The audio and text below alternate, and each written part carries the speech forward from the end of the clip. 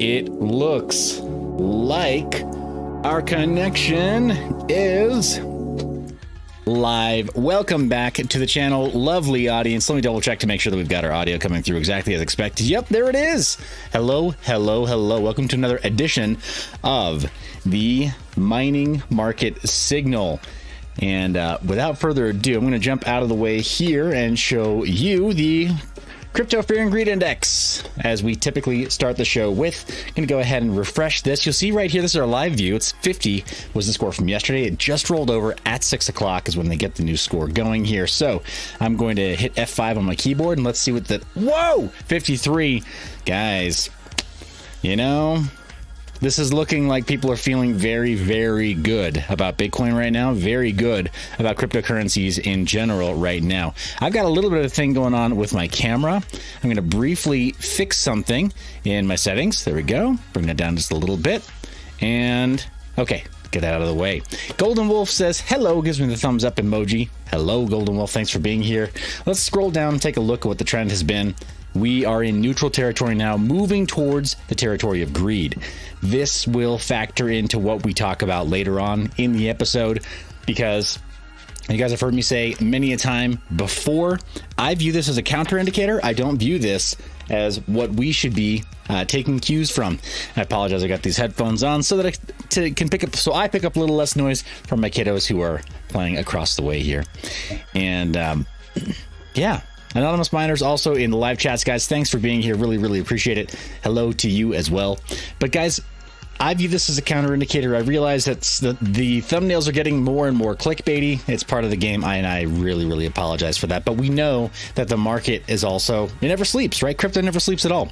So these markets, when they shift, they tend to shift pretty fast. It's pretty intense when they do shift. That's the last several weeks. Let's take a look at the last 3 months. And again, we were in this territory not long ago, but the last time that we were was when the price action justified it, because we were still in the $50,000 to $60,000 channel. So kind of an interesting thing that the Fear and Greed Index, it gives us some info to work with. It gives us a little bit of what's going on in the street and how people feel about it, but it's not the full story. Got a live comment coming in from Wyatt saying, hey bro, new here, saw you on Around the Blockchain and I subbed. You seem like a very knowledgeable guy. Any trades you have your eye on? Hey, I appreciate you asking that. We're going to talk primarily tonight about coins that can be mined with GPUs, and then of course the price action of Bitcoin, which is the de facto reserve currency of the crypto market cap. As far as active trades that I'm looking at, nothing that we talk about on this show. We pretty much just do a portfolio tracker to see what the opportunity cost would be for not trading and just hodling instead. Everybody seems to say like, no, just DCA and hodl, and that's the only thing you have to do. And we just validate that. We take a look at a portfolio to see which coins would have been a good exercise for hodlers and for people who want to DCA, and which coins haven't performed so well, because, you know, in retrospect, right, hindsight is 2020. We can see that and we can know for sure. I'm not going to make any predictions moving forward or discuss for anybody else on the show what I think they might want to trade, other than maybe a few coins that we take a look at and see where the price is low and it's an obviously good entry point compared to where it was before. But all that said, is any of this financial advice? Heck no. No, 1,000 times no. Don't really give financial advice, but I appreciate you asking so straightforwardly. Let me jump back out of the way again, guys. This is where we came from. Last time that we had a sentiment above 50, we were in the $50,000 to $60,000 range. Everybody was euphoric, and then they got wrecked. Right? They saw their stack get chopped in half, or in some cases by 40%. A lot of people were just a little bit too high on the hopium, thinking like, for sure, we're going to do 100K, right? Everybody did the laser eyes on crypto Twitter. And they started to get popular figures in politics and in sports and in entertainment on board. Everybody did a laser eyes, and then we fell off the cliff. And so did the sentiment. Everybody said like, oh no, I feel it's despair now, right? Oh no, it's all so bad, it's fear. No, maybe Bitcoin will go away. I mean, newsflash, it's not going to go away, right? We've seen the ending. It doesn't go away, right? Bitcoin doesn't go away. But it didn't stay at $64,000 either, right? That happens too. It's volatile. So a lot of people have been very, very sad during this time. Raven Boy Crypto jumps in to say hello. He says, hey, my people, howdy. And goes on to say, murdered. Yep. Bitcoin got murked, and so did people's greed. So let's see what else we have coming into live chat, guys. And again, I'm trying, let me make sure I got this done correctly. It looks like it's currently set to top chat. We're not such a large channel right now that I have to filter comments just to the super chats. Thankfully, we're not at that level. And at some point in the future, maybe we'll have to do that. Not today. Today, it's just chats as they come in, live comments as they come in. It's an interactive show. So ask me questions, give me answers, give me feedback. Did I make a mistake? You know, I'm open to hearing that, right? Like, I'm not so proud that I won't just retract some statement that I said that was either mistaken or flat out wrong, right? So please make it a conversation. And of course, don't just hit that thumbs up button. Also hit the share so we get more people in the conversation. That's right. Keep the convo going in the live chat. Help answer questions, be a good community member, and, you know, that's its own reward, right? The good karma comes back to you, and we tend to find much better opportunities when we help each other out along the way. So definitely appreciate it. Chump Change is in the house, giving me thumbs up and says, congrats on 10K, by the way. Well, thank you, Chump Change. Chump Change, really appreciate that. Tonight, we will be doing the random comment picker and giving away this Raspberry Pi topper plus hardware that you can then attach to whatever 2.5-inch drive. They have standard mounting holes for the hardware along the sides, but attach it to whatever 2.5-inch drive you want, either spinning platters or an SSD, and then have a fully captive full node on a Raspberry Pi like this with space to put in your own little 30mm fan. I think it's a really cool design. I spent a little bit of time working on this because I thought to myself, like, if I was going to run a Raspberry Pi full node, how would I want it to make it as streamlined as possible? And this is what I came up with. I don't really want 3D printed parts. I want to quickly laser cut something that has awesome designs, and then I want to be able to mount it directly onto the SSD that I'm going to use anyway.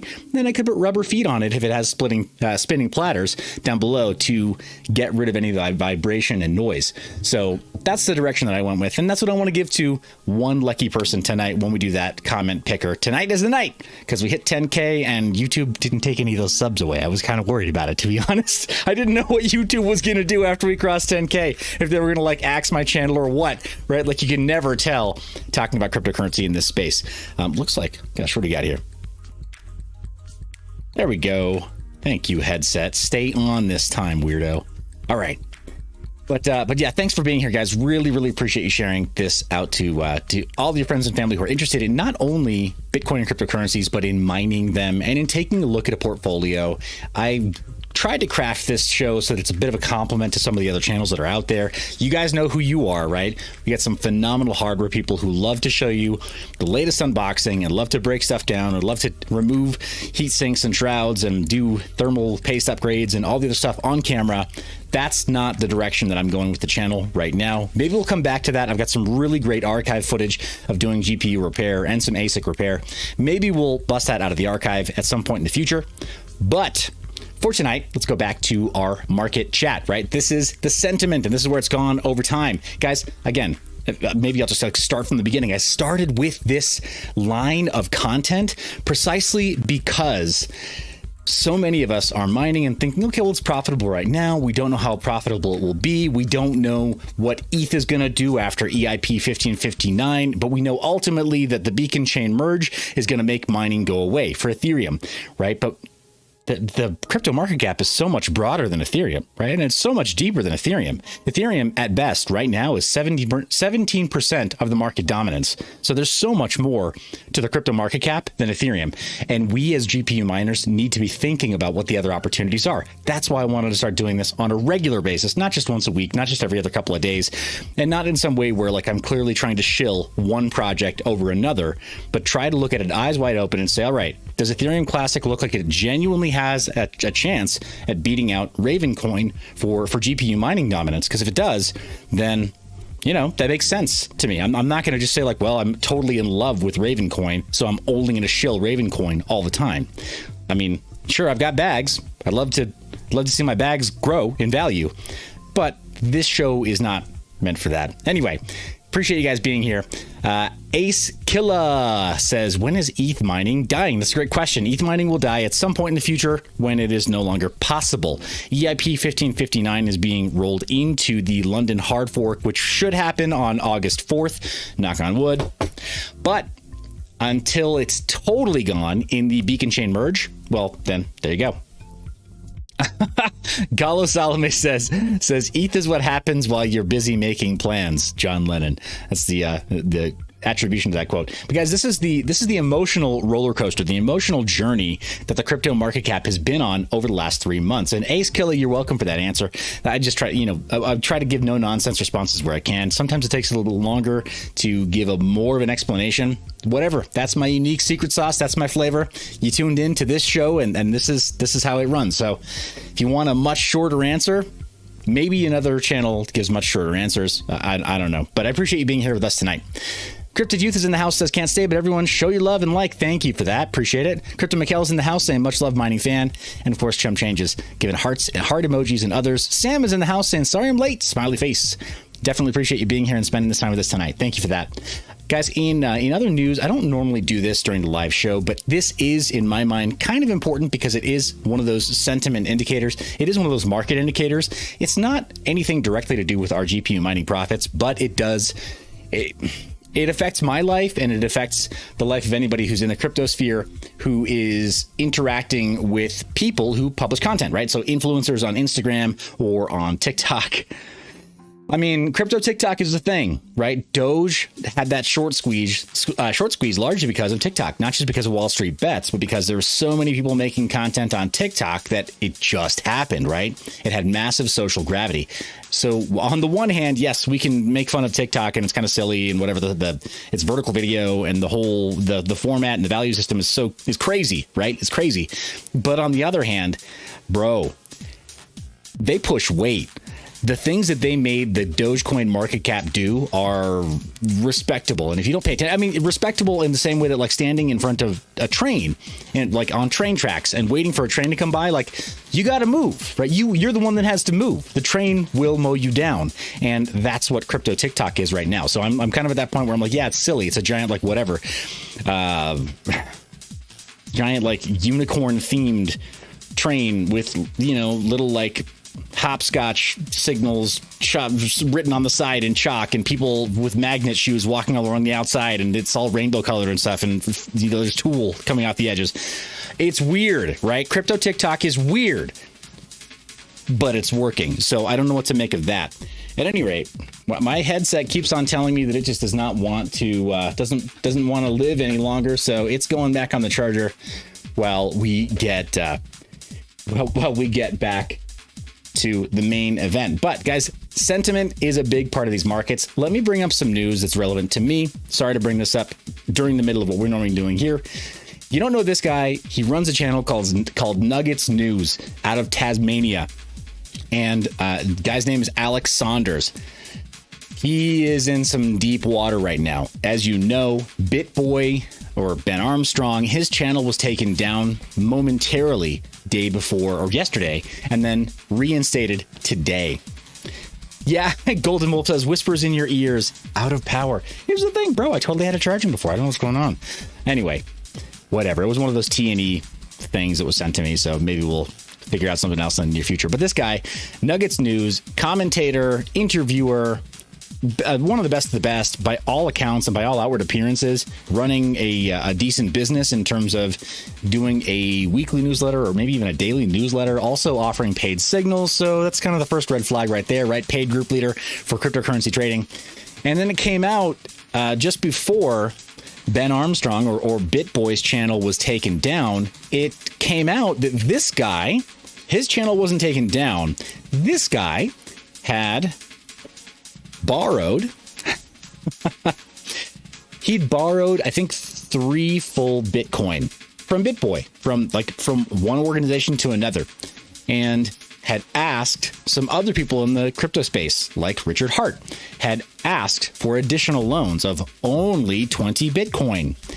And it's sort of come to light now that many of the other influencers in that space, who are top tier influencers on YouTube and on Twitter and on Twitch and on TikTok and the rest, people who have much larger budgets because of their ad revenue, that he's asked a lot of them for what are really unsecured personal loans. and it's really started. It looks like a house of cards that's starting to fall apart. It's kind of a bummer, kind of a sad thing. But just to say, want to get ahead of this, you're going to see this coming out of every major news media outlet. We've got something from ABC, the local affiliate for ABC here as well. And there's so many people who have been hit up by this guy, either for unsecured personal loans or people in his paid group who he's taken funds from in the hopes of launching a new coin project and doing some kind of joint investment or some kind of a fund management scheme.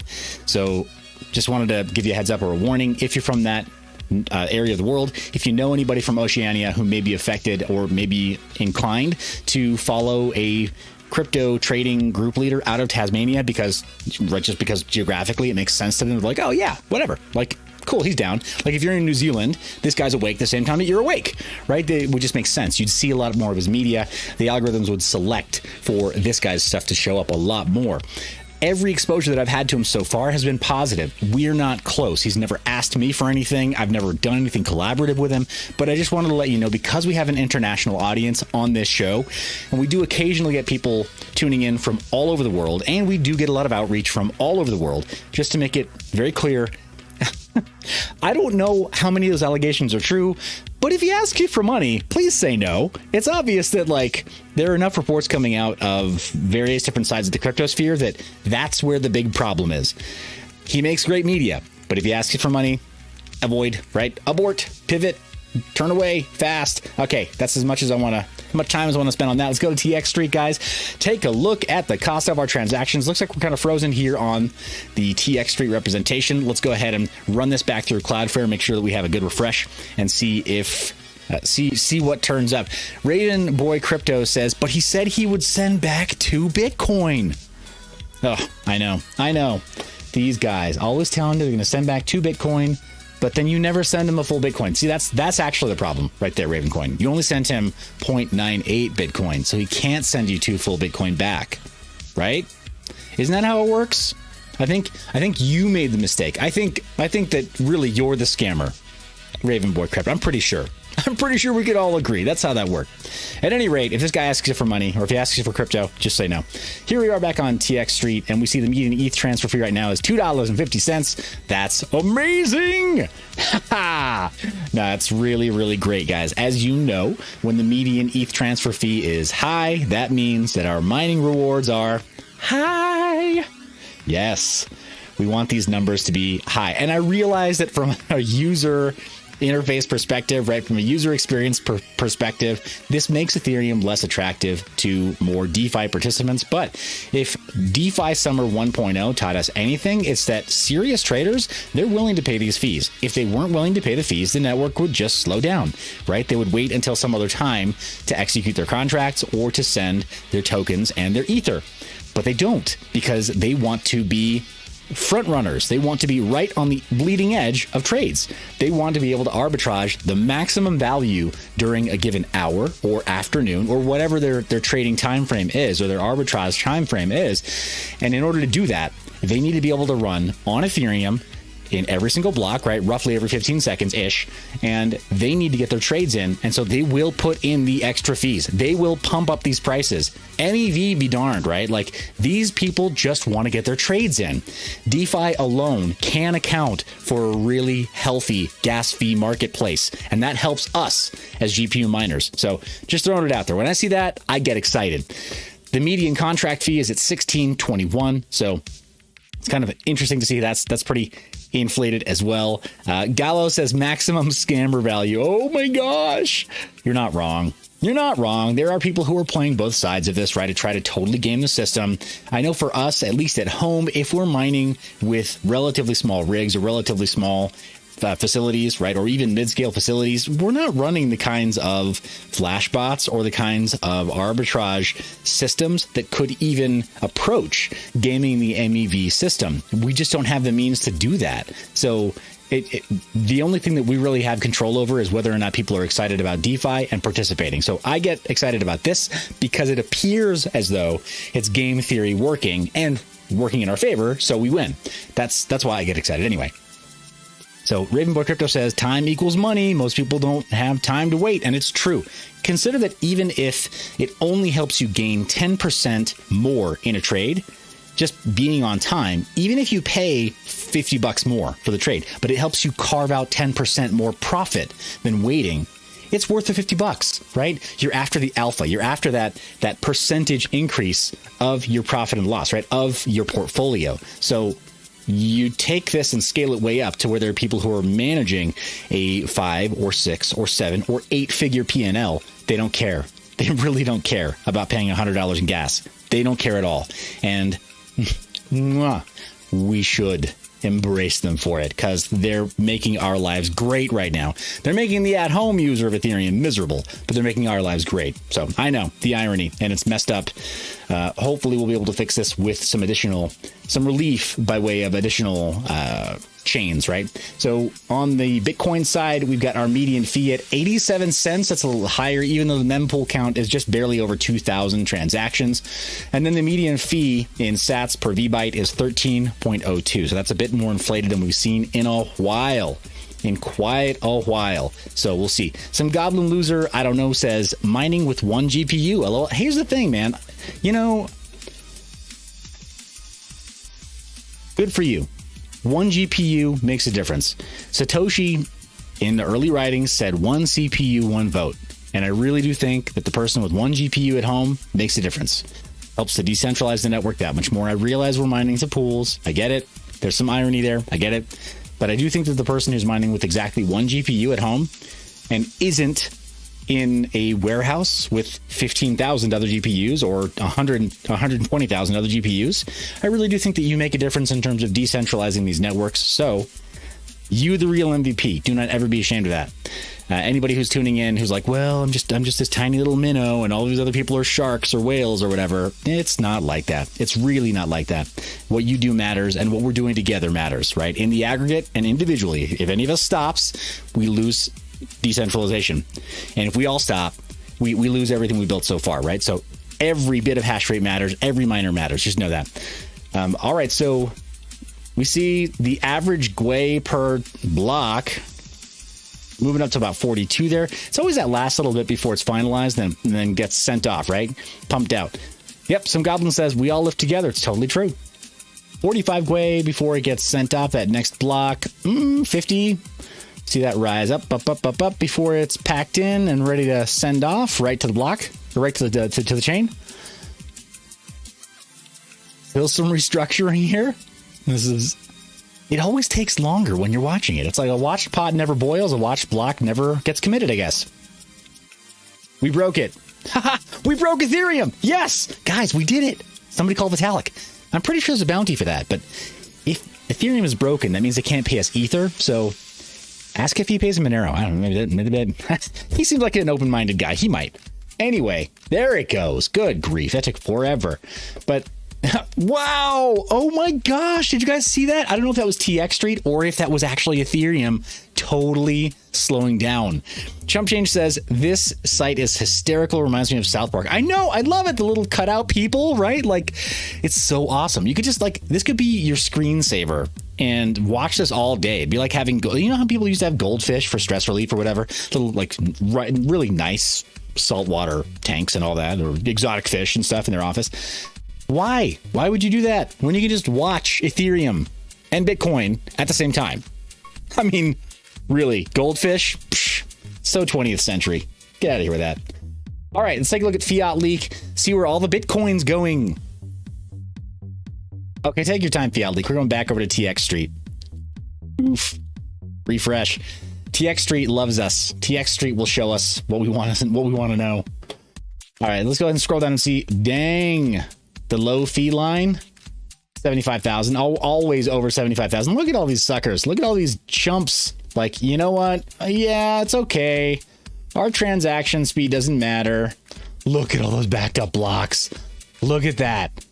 Look at that. Queued up for well, if I can make it through for 17 GWI, that's all right. But then tens of thousands of transactions just waiting there. I love the visual representation too, right? Isn't it great?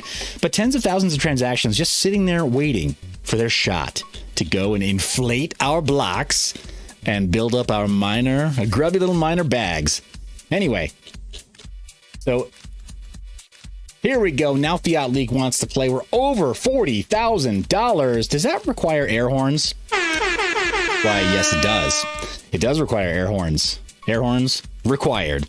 But $40,000 this is pretty awesome. Very, very awesome to see that we made it. It's something of a psychological level. Personally, I mean, I know it's a little bit... Oh my gosh, no, buzzer, stop. I'm buzzing myself now. Good grief. So as far as a new floor, right? A new price floor. Is $40,000 a new price floor? That's the question that we have for tonight, guys. So if you're just tuning in, give me your best guess down below. Do you think $40,000 is the new pricing floor for Bitcoin? Do we move up from here, or do we hold sideways at this range for a while at 40,000? Do we stand a shot at breaking out of this sideways channel that I've been showing you for weeks now, right? Between $30,000 and $40,000.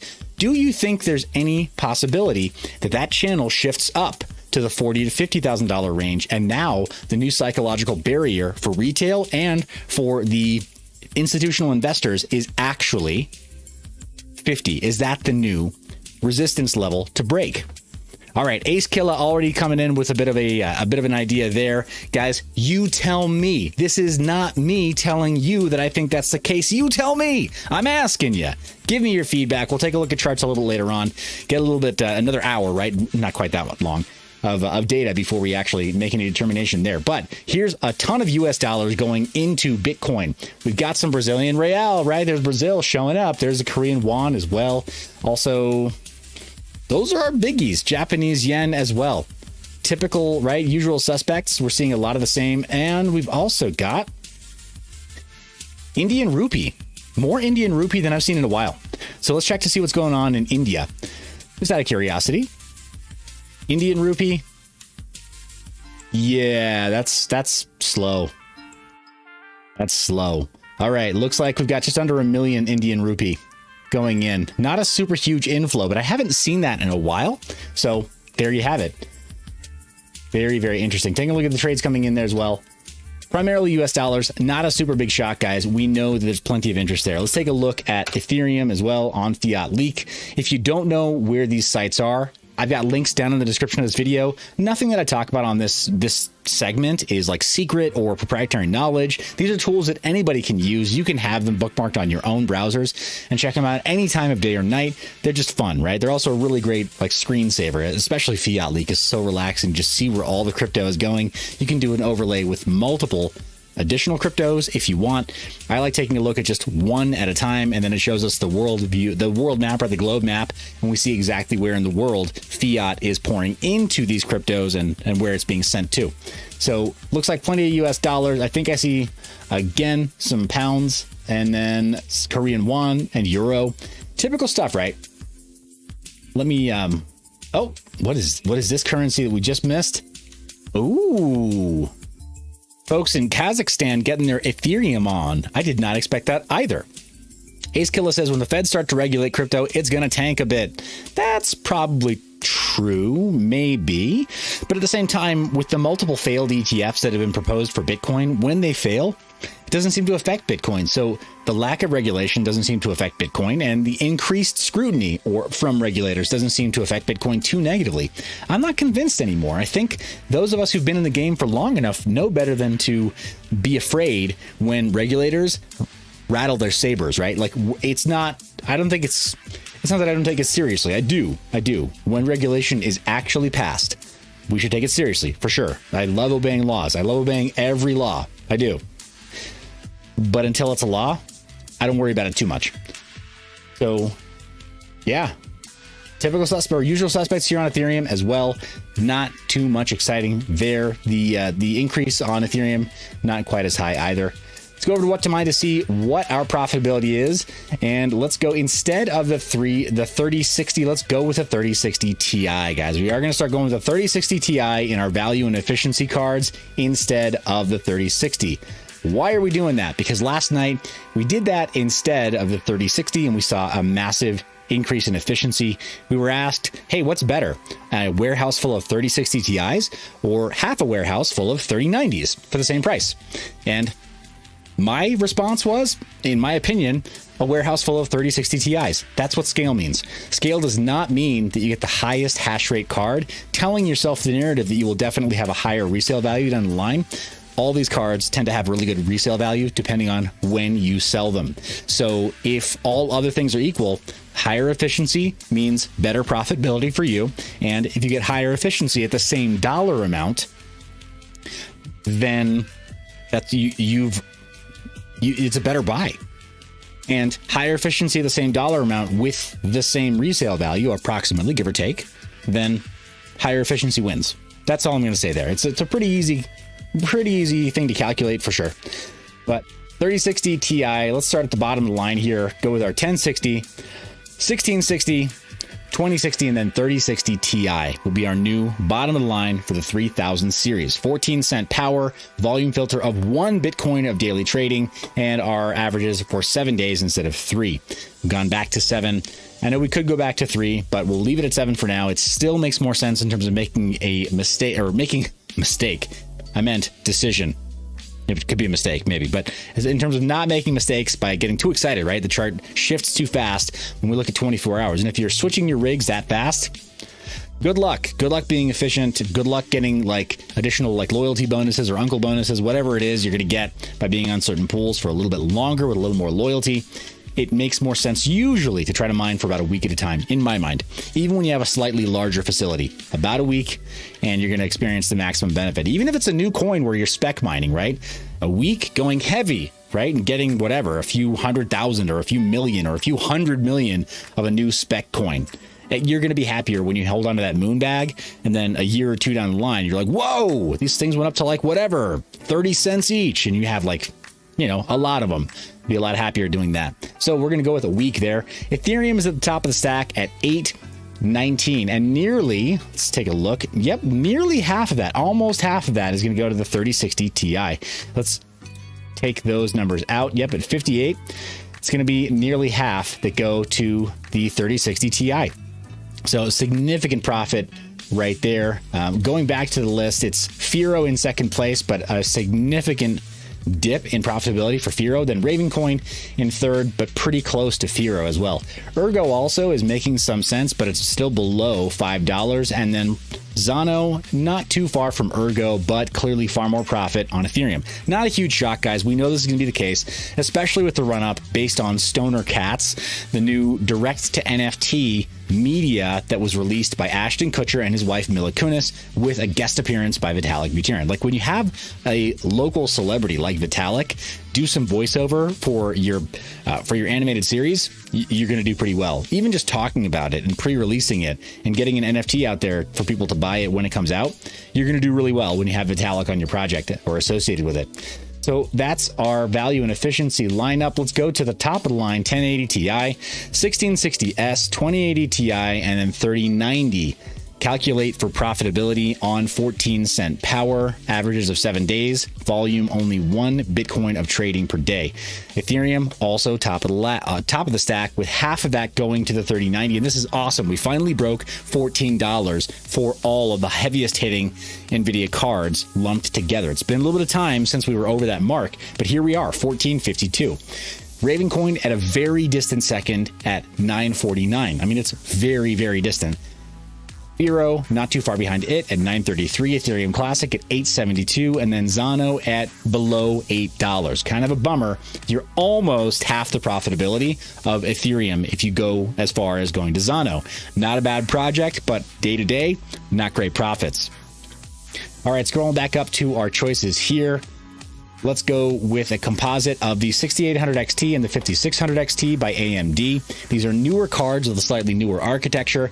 There is some chatter in the content creator space right now of doing some tests with a 6600, or I think the 6600 XT. I want to say that there are going to be a few creators across Canada and the United States that start doing some tests here. So hopefully we see some really good data, and hopefully we see it added directly by What to Mine with reasonable numbers here for us to do some of our calculations here on this show.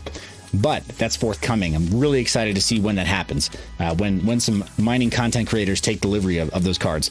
Ethereum is at 665, Ravencoin significantly behind at 453, Ethereum Classic at 390, and Ergo at 319. Yikes. So again, for these cards, it's Ethereum all day. Team Red, I mean, what else is new? We've talked about it significantly over the last several days, that a lot of the Team Red cards are phenomenal Ethereum mining cards, not really great all-rounders for mining just any cryptocurrency. Huge delta between the performance on Ethereum versus even the number 2 coin that you can mine with most Team Red cards, especially now that the Crypto Night algorithms have become so incredibly middle of the road in terms of performance, not favoring AMD's really strong memory performance as it used to, right? The Crypto Night algorithm itself that Monero was initially created to leverage was great on CPUs, but phenomenal on AMD GPUs. I mean, really, really good until an ASIC was made for it.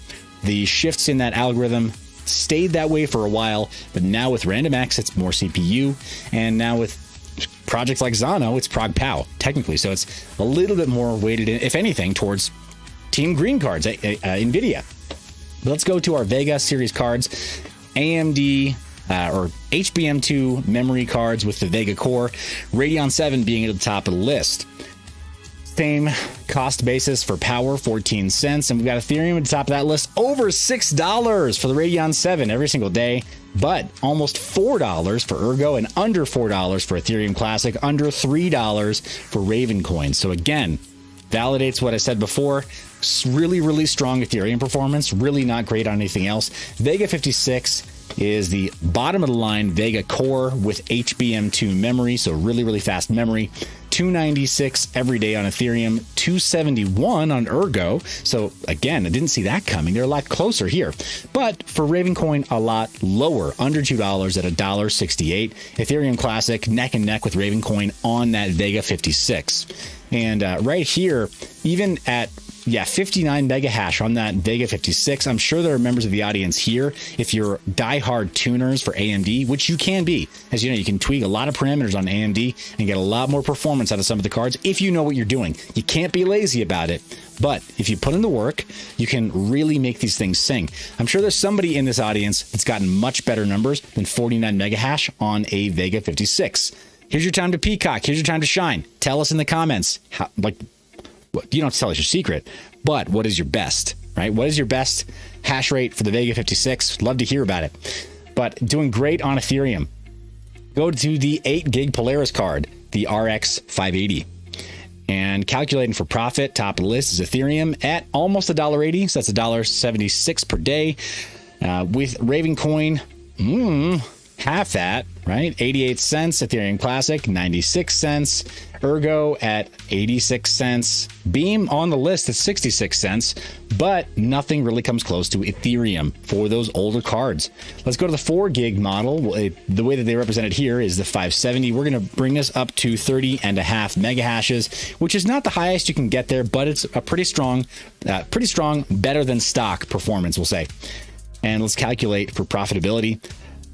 Ravencoin shows top of the list for most consistent profitability over 7 days at 91 cents per day, but Ethereum Classic shows highest profitability at 99, and it's been highest profitability for days. It's been higher by a few percentage points per day for days. So solid percentage points. We're talking like 6 to almost 10% more profit on Ethereum Classic day over day. We keep seeing that for these 4 gig cards. For anybody who still has older 4 gig cards, you're seeing Ethereum Classic do much better. Handyman is saying nope, and I'm wondering. Well, I'm wondering if also this is not the full story. Seeing that on the KawPow algorithm or on ProgPow, seeing that it only shows 13 mega hashes per second on this card is also not totally accurate. I have seen these do 14.5 firsthand, right, without too much difficulty. Not breaking a sweat. ProgPow is probably not totally accurate either, but same with the ETH hash 4G. Depending on the Silicon lottery, depending on what kind of memory you have, it's entirely possible that you could be getting ETH hash 4G numbers clear into the 33 or even 34 or 35 and 36 mega hashes per second. That's right. There are people who've done it. There are people who still do it. They're running their cards to the limit, and in some cases even doing liquid immersion cooling. But we have seen stronger numbers on both those algorithms from these 4 gig cards. Just so you know, what we run on this show are the averages, the basics, what anybody should be able to do without too much difficulty and without breaking their cards. So moving from that 4 gig card all the way down to the R9 Fury, first generation consumer grade HBM card. I love taking a look at this because we always get pleasant surprises. It's kind of amazing that these old cards are still profitable. And what we're seeing here when we calculate for profit on that R9 Fury. Hey, Greg is in the house. Guys, say what's up to Greg, saying his Vega 56s cruise at a wonderful 44.5 mega hashes per second. All right. What were they before, though, I wonder? And how did they get to that hash rate? I'm tooting my own horn there, guys. I may know the answer to that. R9 Fury is pulling down 89 cents per day on Ravencoin, 59 cents per day on Ethereum Classic, and 58 cents per day on Zano, with Beam still on the list at 63. Not bad. Not bad at all there. But clearly Ravencoin, the winner for your R9 Fury. I think just because the compound numbers have it maxed out, right? It's got that wattage consumption, that power consumption just pinned right there at 300 watts, and it's a beefy card. That R9 Fury, I want to say it's dual 8-pin power, so it's a beefy card. And yeah, that's dual 8-pin power, plus you drawing everything from the PCI Express slot, all the power that can be delivered of those PCI Express power rails. So it's a I mean, costly to get you that. Look at that. Daily revenue is $1.90. So you're spending $1.01 every day on power there. And let's see, with Ethereum Classic, yeah, you're not even getting close to that amount of power consumed for the profit. Just crazy power consumed there with that Copow algorithm. The R9 380, similar generation card, not HBM, so not quite as fast on some of those algorithms. But let's see what it does. Ethereum Classic, there you go. It's a reversal there because it's not quite as strong with the core performance. Not going to do quite as well on Prog Power, Copow. So 36 cents every single day on this ancient card, which basically nobody who has, maybe nobody even that your grandma knows has this card, but it still exists somewhere. I promise you it's in data centers in like Venezuela and in areas of the world where there's free hydroelectric, and in areas of the world where they're just secondary markets where people said like, oh, can it mine Ethereum? Is that more profitable than my tanking economy and my hyperinflated local currency? And they buy them up because we're like, yeah, we're done with those. They're not as high performance. So they're out there. Just not at my house. But R9 380 doing very well. I'm checking on our live comments, guys. So much coming in. Thank you for being here with us right now. Thank you so much for being live with us right now. This is a live show. We do not prioritize certain comments right now. We're not that size channel where I have to be like picky and say like, ooh, I'm only going to respond to super chats. No, we're not there yet. Yeah, couldn't be me. Not today anyway. But ask questions, be interactive, answer questions, help people out in the comments section. Let's just have a good time here tonight, guys. You guys make this awesome. Jumping back in the live comments, I see Ravenboy Crypto talking about his 5700 XT's memory running hot compared to the 6700 XT and asking if he should be worried. Plenty of people chiming in, giving great advice there, guys. This is what I'm talking about, right? It's so much fun to talk about this right now while we're looking at some of the performance figures and the profitability right now, right? So as you can see, like, can I get the most out of that card or out of this card? It just makes it a lot more fun. So let's see, plowing through these comments here again. Oof. Ravenboy Crypto also saying, yeah, mine are at 90 degrees Celsius. Bruh, we got to get you some better airside economy there. You need a lot more air flowing over those cards. If you are consistently at 90 degrees Celsius, I can have ambient temperatures on some of my GPUs of Fahrenheit of triple digits, right? Over 100 degrees and not be at 90 degrees Celsius. You need more air. GPUs are designed to run okay. Even with ProgPow, even with Copow, they're designed to run okay, even in relatively hot ambient temperatures if you have enough air. But you got to get that air flowing on them, or maybe you need to dunk them. Yeah, maybe it's time. If you're only on Ravencoin, maybe you should consider that. At any rate, because it's a very, very taxing algorithm. Jumping back through the comments here, got... Okay, got it. Yeah, Handyman says the same thing. Yep. Talks about memory, temperature, and then 110 degree Fahrenheit ambient air. Keep the air moving. Yeah. Yep, totally agreed there. Airside economy is the name of the game, guys. Even the big facilities do it. You take a look at the really large Bitcoin mining facilities that are nothing but ASICs, giant walls of ASICs, and they just have a bunch of air filters and a bunch of really big fans, and that's it. That's all they're doing. The deltas inside of the delta fans inside of those little ASICs do a good enough job as long as the ambient temperature isn't like literally melting, right? 200 degrees or whatever in Fahrenheit. So going down the list again, see, some Goblin asks, would mining Raven and mineral oil be better? That's a great question. So let me pose that to the rest of the group as well. Let me drop in my opinion here as well. As far as mining and mineral oil, mineral oil is not an engineering fluid, but, and this is a big but, mineral oil is probably good enough for certain rigs. Guys, don't hate me. Please don't navigate away. Stop. Don't hit that button.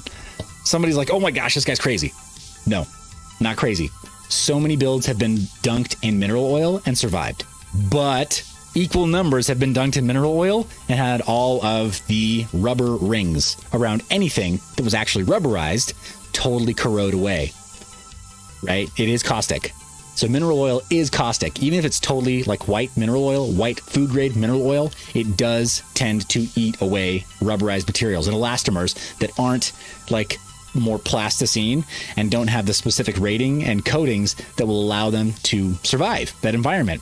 So there are some ASICs that are practically designed to be dropped in mineral oil because they're really, really tough. They're really, really robust, and they've got a lot of the power terminations, or all the power where it's terminated and where it's connected. Oftentimes it has rubber cement, or it has like rather a hot glue that isn't elastomerized and isn't like rubberized.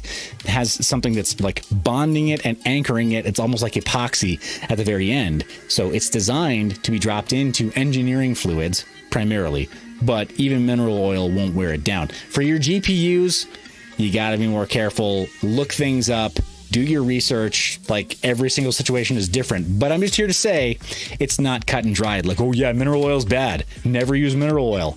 That's bad advice too, right? There are a lot of variables, but I will just say, like, do all of your homework before you commit to it, because if you do have a catastrophic failure, you're gonna be like, ah, man, like, I dunked the whole thing in oil and I got to reach in and like take everything out and service all those oily parts and stuff. Like, if something does go wrong, you're going to be really, you're going to have insult added to injury when you're working on parts with your hands all greasy or whatever, right? Just throwing it out there. But maybe not the worst idea.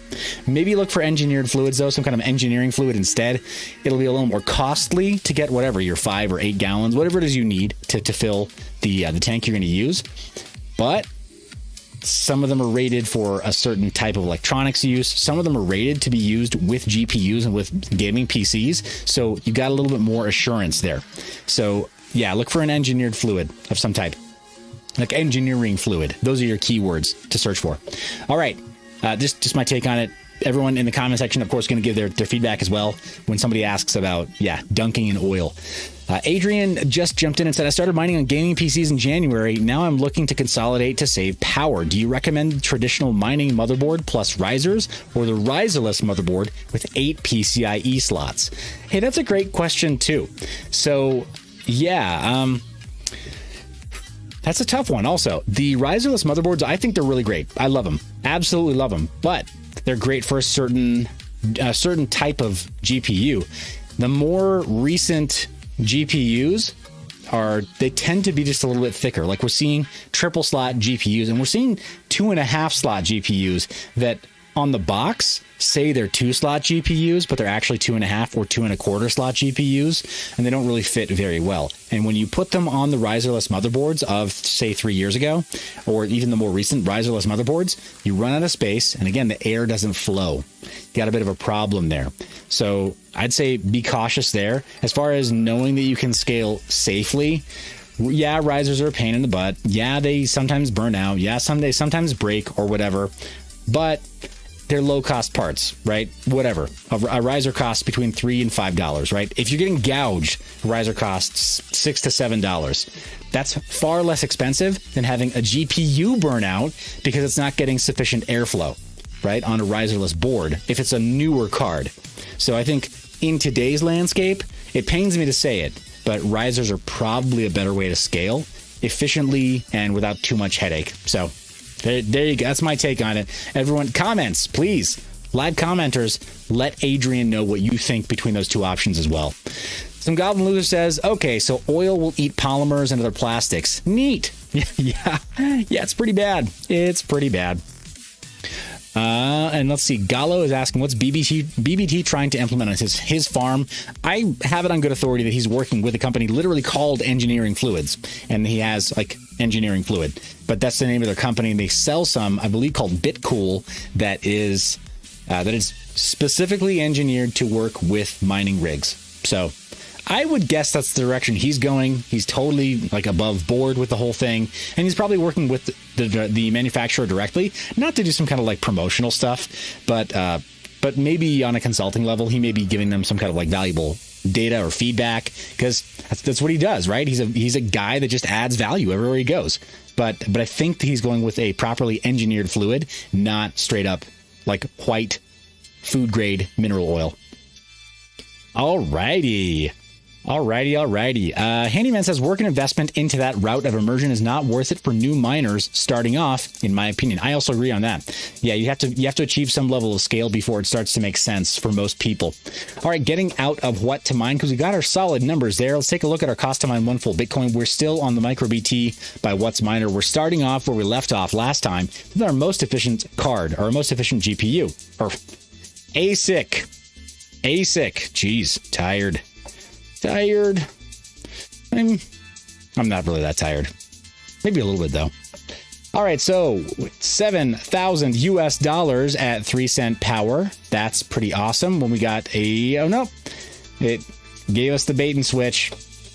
Going back to the Antminer S9, totally unmodified at its base speed of 13.5 terahash per second on 3 cent power. As of course you can see, that's like a great one. It's awesome.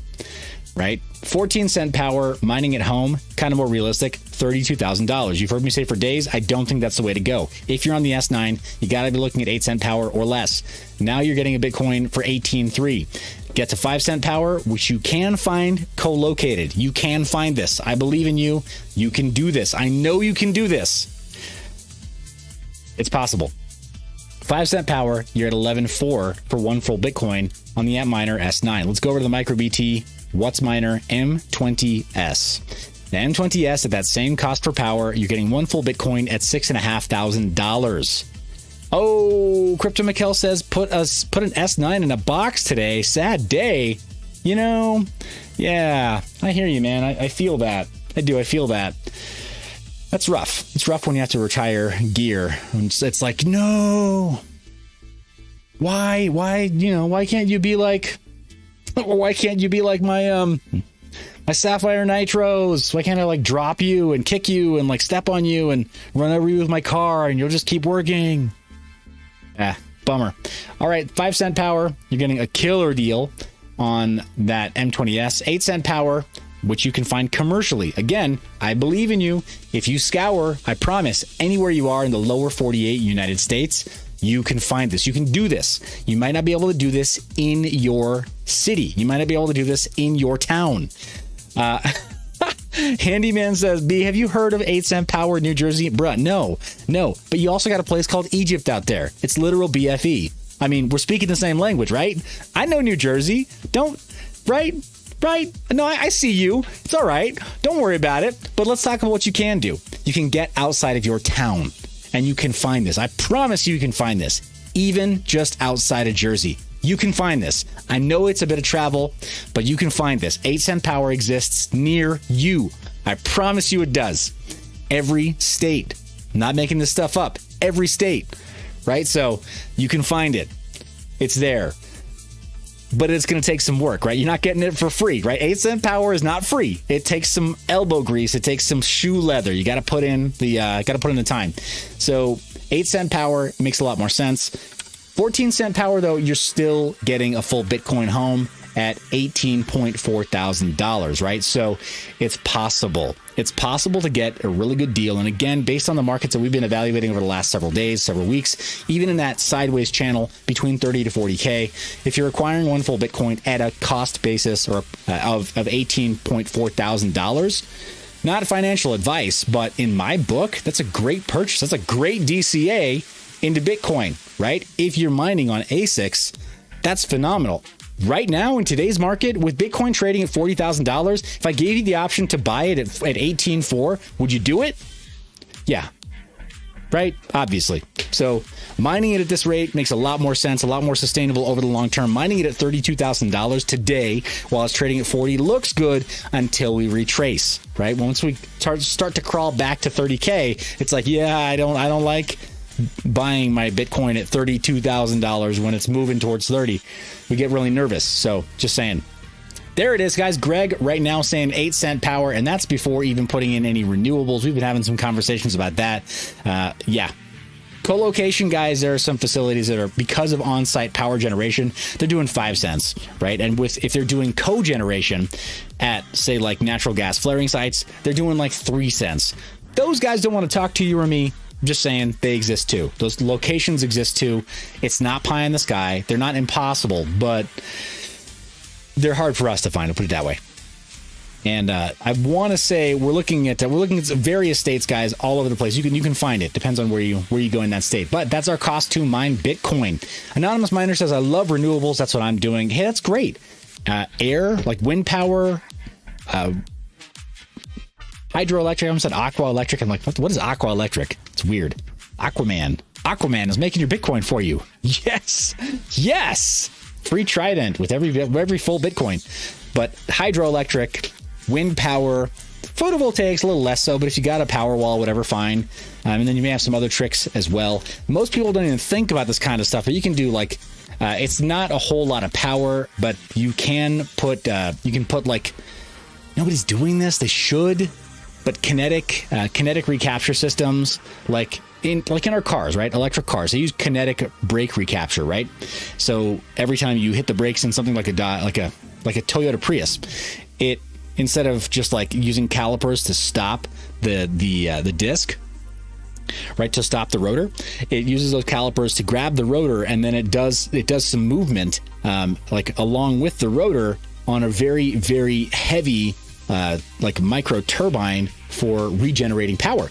And there's so many other systems you can use with kinetic, all kinds of kinetic energy. Like imagine, for example, your driveway. If you had just a little bit, like if you had like a literal 2-degree tilt on your driveway, let's say it was like a micro seesaw like this, so that when you got past the pivot point, your driveway did that with a 2-ton vehicle. How much kinetic energy is that? Moving back and forth from that one pivot point. It's a lot. The only thing that's keeping us from doing better renewables is our imagination, right? It's our creativity. And, obviously that like $1 million that it takes to make some of this stuff, but leave that side alone, right? We just have to be more creative. Just saying. All right. Cost to mine 1 Bitcoin, totally set behind us. Taking a look at our mining pool stats. Current net hash, got to refresh this, for Ethereum is over the total network 525 terahash. That's significant. 525 terahash with all available pools showing it just under 500. We're getting reports back from some miners who are doing solo mining on Ethereum with as little, air quotes, as little as 6 gigahash, getting their own full blocks on Ethereum.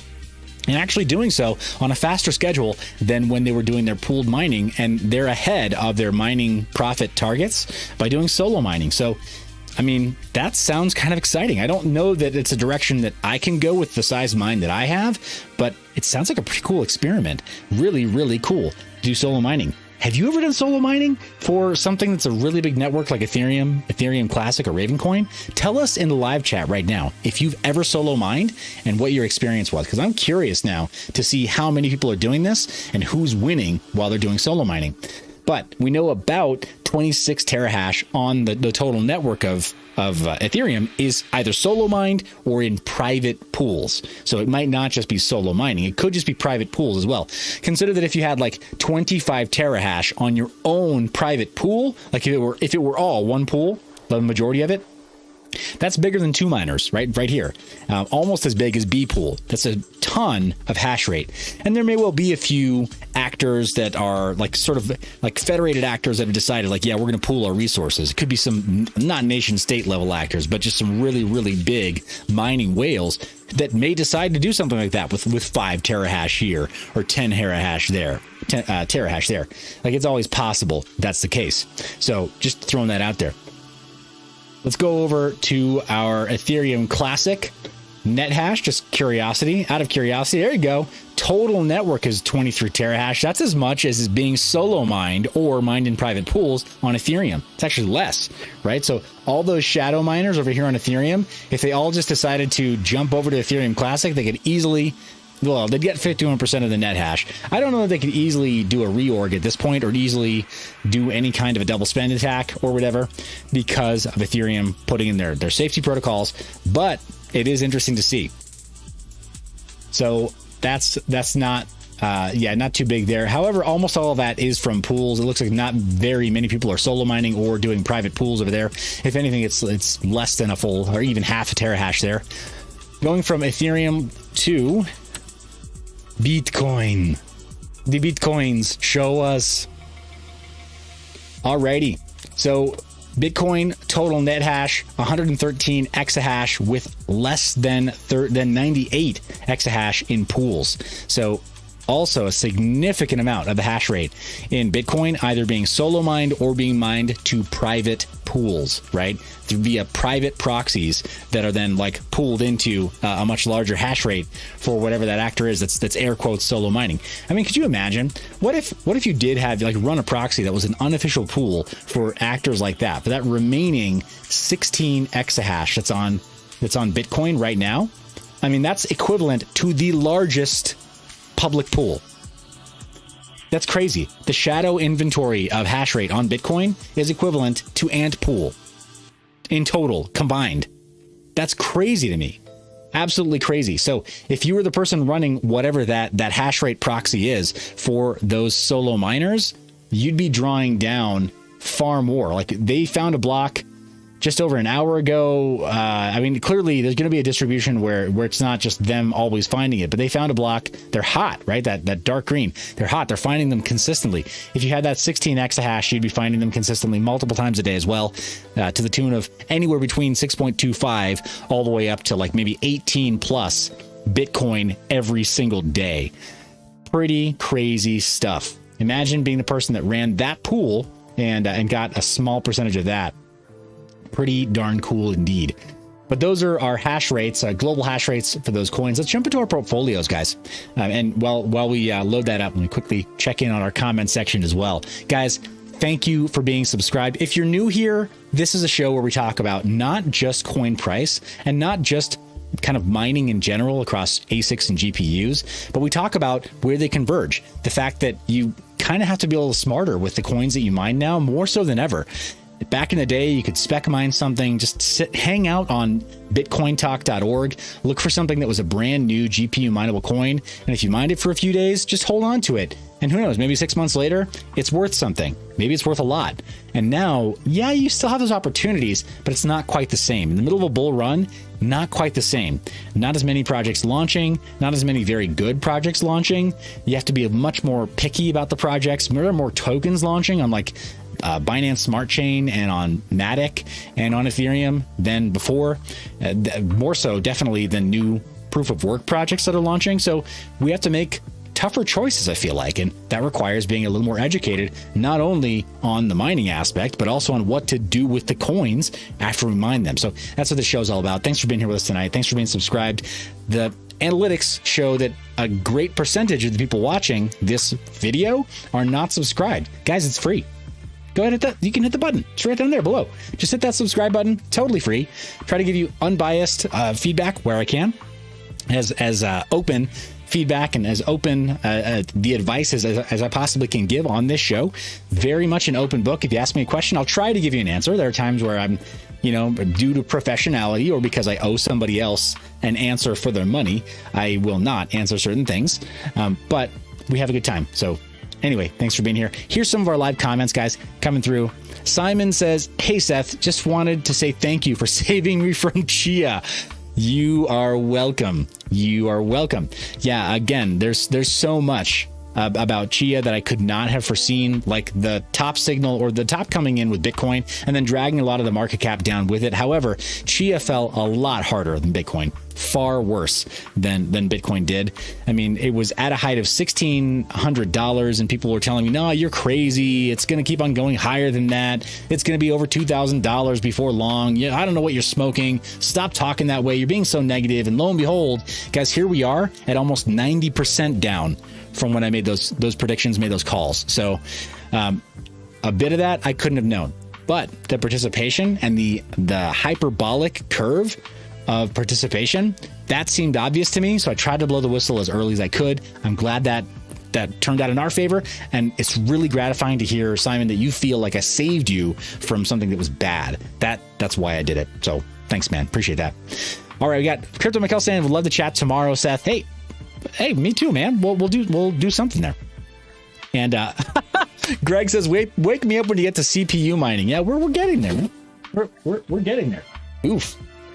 Looks like my whiteboard fell down. Sorry, guys. Learn VFX is here. He's asking me about another project coming through, and I will have to get to that. There's some stuff coming in that, we'll talk about a little more in depth. Casual Mining also says, in response to Anonymous Miner, that he will try something out. Santan Solar. Used panels in the US for cheap. That's cool. All right, so Santan looks like Satan, but with an N in the middle. Santan, like Santa Ana or Santan. Anyway, Santan Solar. Apparently they sell used photovoltaic panels. That's awesome. Yeah, supply chain. If you have to wait for photovoltaics to come in from China or whatever else, like plenty of Japanese manufacturers stopped selling their most high efficiency photovoltaics in the States a few years ago.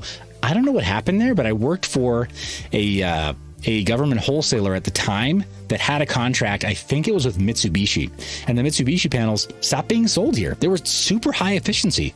So supply chain for photovoltaics is tricky. Anyway, that's cool to see there. Cool to know. We got some other comments coming in. Solo miners, we're still waiting for anybody who's been doing solo mining to let us know what their experience is. John says Chia is like musical chairs with one less chair. And says, yep, Santan is good. They have great customer service. Adrian says, are the rumors about EIP 1559 getting delayed true or just wishful thinking? I'm sorry to say it, man, Adrian. I think it's just wishful thinking. I think that the Ethereum core developers are committed to getting the London hard fork update shipped, like in production on the mainnet, August 4th. I think that's when the block height corresponds to our calendar, is August 4th-ish. And I think that's probably when we're going to see it. So let's see. Other comments coming in. Crypto Mikkel says, yep, $200 for a used 200 watt panel in Arizona. Cheap if you buy a pallet of them. All right. Yeah, makes sense. Yeah, buying a pallet. I mean, normally, yeah, you want to try to boil it down to your full installed cost, right, guys? Solar's so different, but you want to try to boil it down to your full installed cost between parts and then service, right? Labor. And if you can do the main panel installation yourself, again, not advice, not advice, but if you can do the main panel installation yourself, it's not tricky. Find an electrician that'll be like, yes, fine, I'll put in your transformers and I'll put in your power inverter and I will tie you in, but I'll do your final tie-in, but is okay with you just putting up brackets to put a panel on top of your roof. It's not rocket science. Anyway, Kyle Rosa says, is responding to some other stuff about 3070 rigs. Awesome. Ace Killa says, yep, thanks for the advice on Chia. I was going to buy 50 terabytes, but stopped at 8 after watching the video. P.S. Anyone buying 8 terabytes of storage? And Simon says, if you visit the UK, I'll burn a barbecue for you. I don't know if it's a commentary on how barbecue food is prepared in the UK or how UK skin responds to sunlight. I don't judge. It's all right. Anonymous Miner says that's with labels. If you don't need the labels on them for permit reasons, you can get 250 watt panels for 60 bones. What? That's awesome. And Handyman chimes in and says, when EIP 1559 hits, we're going to make more ETH. All right. Handyman is feeling really confident about this becoming net positive for miners. Frankly, looking at the state of DeFi right now, and the fact that MEV is basically not solved by EIP 1559, I am inclined to see it going either way. That's the thing. I'm undecided. Like, it's a known unknown. We know for a fact that we don't know how this is all going to pan out, but we do know that MEV is not taken away by 1559. It's not really mitigated. The flash bots and all the flash loans and all the stuff that affects the ability to front run and reorganize or restructure blocks to get maximum value there for MEV. That's not fixed by 1559. And then, there's a fee burn that's supposed to go to miners, but let's be very, very real. MEV still exists there. So we can still see blocks that get inflated to, 20 ETH paid out again. Business as usual, right? This is still business. It's still DeFi, and it's still the NFT marketplace, like the predominant high value NFT marketplace running on Ethereum.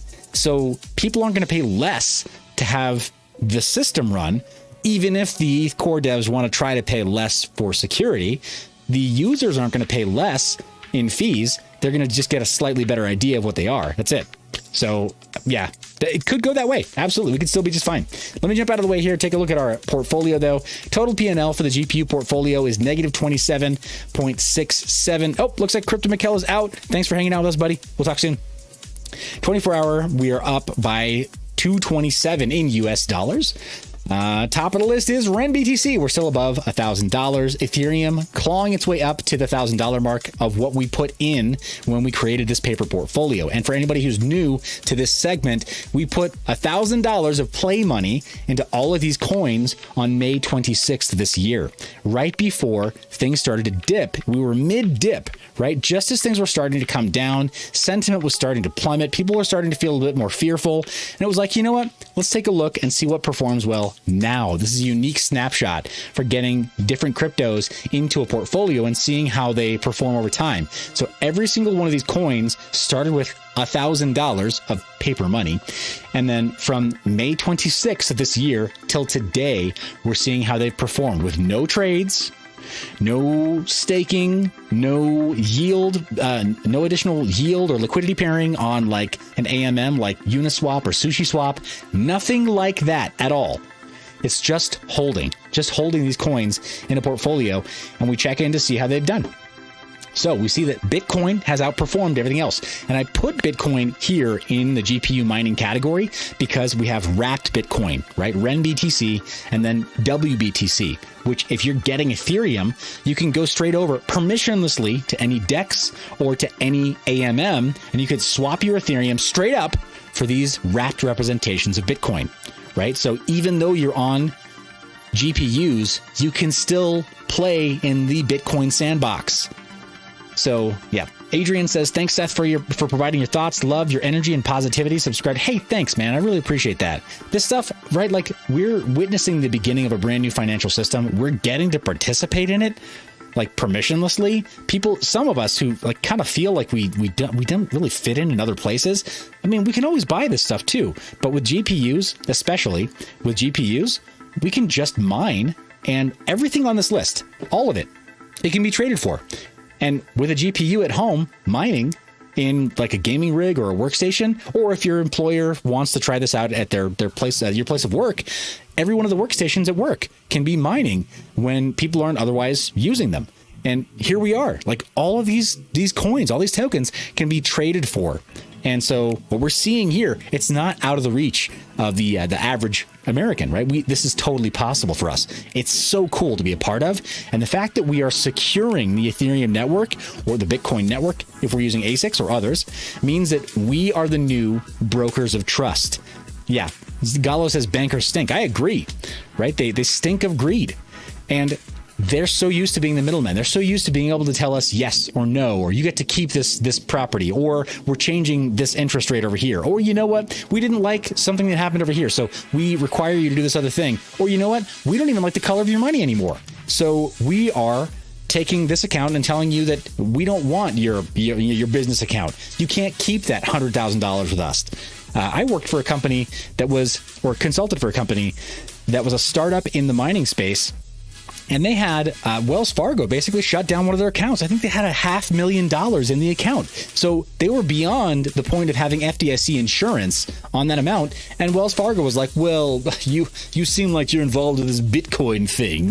We don't like that. Go away. It's like, what? It's money, bro. And they're a legal entity and they're obeying the law. What do you mean you don't like their business? Just hold their money. Isn't that your job? And then help them put their money in places that it makes sense. Yes, the legacy systems are broken. We're helping to make this new one. It's so cool. So thank you for being here too. Bottom of the list, still Haven, but it's making its way back. Remember last night I mentioned that the Haven developers have been doing AMAs, or the Haven leadership has been doing AMAs. I told you that we saw probably our best entry point a little while ago.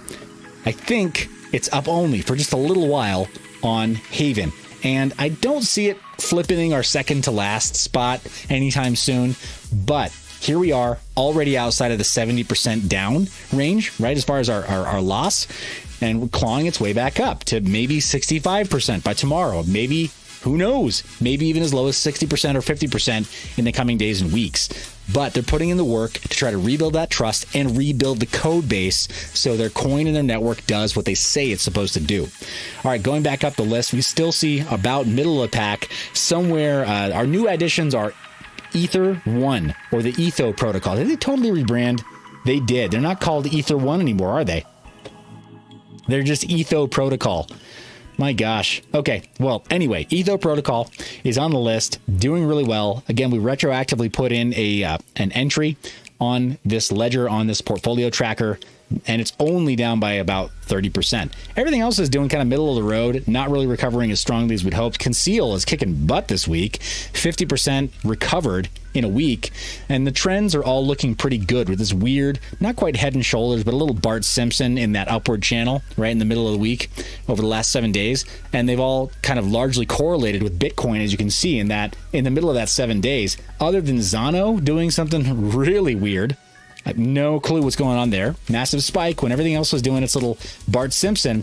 It did a spike and then boom, fell off the cliff, downward channel, bounced off the bottom there, started to come back up, is hitting support now, and is going back on the uptrend. Not sure what's happening there. Anyway, hey, Simon is signing off for the night. He's saying, thanks again, going to bed now, all the best. Appreciate you hanging out with us tonight. Thank you for that. All right, so Polygon as well. It's here, but it's kind of exaggerated effects there as well. A lot of these other coins following that same pattern, except for Flux. And a quick shout out to Flux. I know something that you guys don't, but I won't give away the spoiler. If you're interested in the Flux project, this is not a sponsored thing. I'm just working on something with them. Go get notifications turned on for Daniel Keller's updates and for the Flux team on Discord. If you're interested in that project, they're going to be doing some really cool stuff over the next few days, weeks, and days and weeks. So anyway, this kind of neat. They got a little announcement there, but clearly they're in a downward trend. That's a bummer. Not really sure what's going on there. And yeah, it's one of those projects I don't hold a lot of Flux, but I do see that they're putting in hard work. They've got a product that works. So yeah, that's a bummer. Moving from our GPU mining portfolio to the hard drive mining portfolio, we see at the top of the list is still MadeSafe coin. Not a shock there. 24-hour change, we're up $176 USD, but our total P&L is negative 14%, almost negative 15%. Chia still dragging at the bottom, but it is recovering a bit. It was at almost $188. Now it's at over $200, so it's recovering like a lot of other coins, but it's got a lot more ground to make up. Again, it dropped 90% when everybody else said, up only. It's amazing. I got 2 Chia. All I had to do was go buy 250 terabytes of new storage. And then it fell off a cliff. So not a lot of people who are very happy, right, with that. Again, I'm going to say it for the record. The Chia developers, they're funded. they're not going away. They're going to keep working on this project. They're going to keep trying to attract developer talent.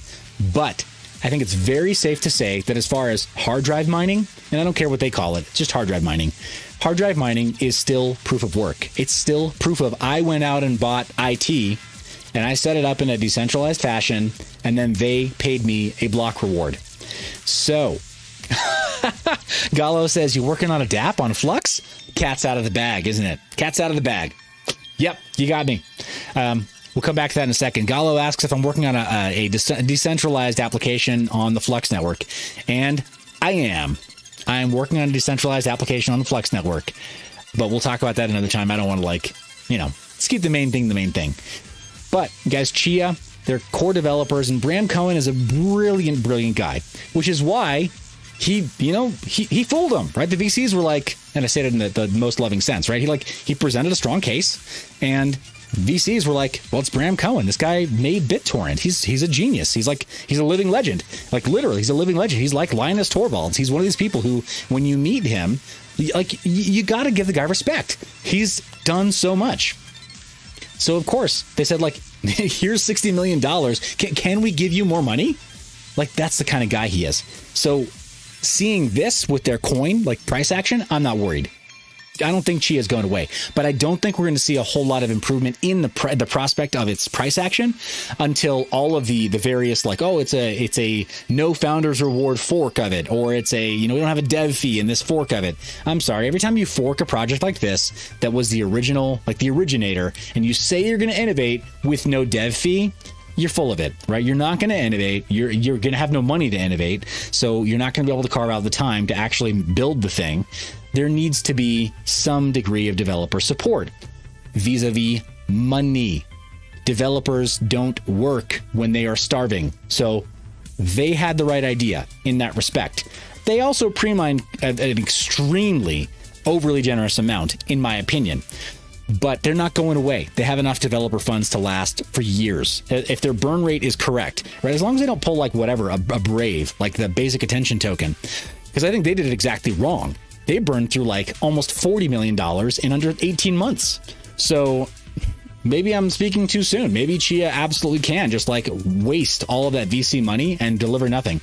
But I'm hopeful they don't deliver nothing, that they actually do just keep building with the tens of millions of dollars that they have in the coffers. So that's bottom of the list there. Middle of the stack, everything else is right there at negative 30. That's interesting. Just dipped about the same.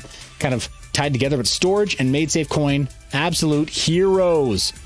Just freaking steel hand chads there. All right, CPU mineable coins up 197 in US dollars for the day, but down overall at 17%. Bottom of the list is still well narrow, but it's coming back up. Over the 7 day, it's recovered a lot more, but it had more ground to recover. Over 22 cents now. Probably got a little bit of price parity going with Dogecoin.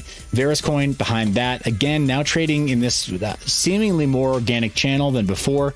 We'll see how that plays out, but it is a downward channel with a little bit of a pop over the last 24 hours. I don't trust that 7 day based on the weird manipulated look of the price chart from before, right? The trading charts from before. So let's monitor this over the next couple of days, maybe over another week, and see if it starts to look like normal. But whoever was watching, again, thank you for ceasing to interfere. The developer team from Varus are good dudes, and when you do interfere, you make them look bad, even though they're good dudes. So thank you for stopping, whoever was doing it. Monero still climbing up, very, very strong at $241. That looks great over 7 days, but it can do more, right? We know it can definitely do more, but it's almost back to what we put into the portfolio on May 26th. Raptorium just slaying within a stone's throw of 1 full cent. Again, I know that represents a 10x from where it is right now, but when a project is this young, it can do it, right? They tend to have legs like that. And right now, this is just amazing to see. So great job, Raptorium team. Moving from the CPU mineable coins down to the ASIC mineable coins. And we just added both Litecoin and Doge. I don't know how we managed to leave those out of the portfolio for so long, but we did. So I apologize, but they're in now, right? And retroactively, we have the right entry point and the right prices as well. Dogecoin second to last, down almost 40%. Horizon, still our biggest loser. Huge just a big bummer there, right? Like at 42% down, I don't know what's happening. Total portfolio over 24 hours, we're up by almost $400 US, but we're down by 20% since we started this portfolio. Gallo says Varus got weird after that staking attack. That graph is insane. Yeah, I didn't realize it was a staking attack, but that stands to reason. They are a proof of stake network.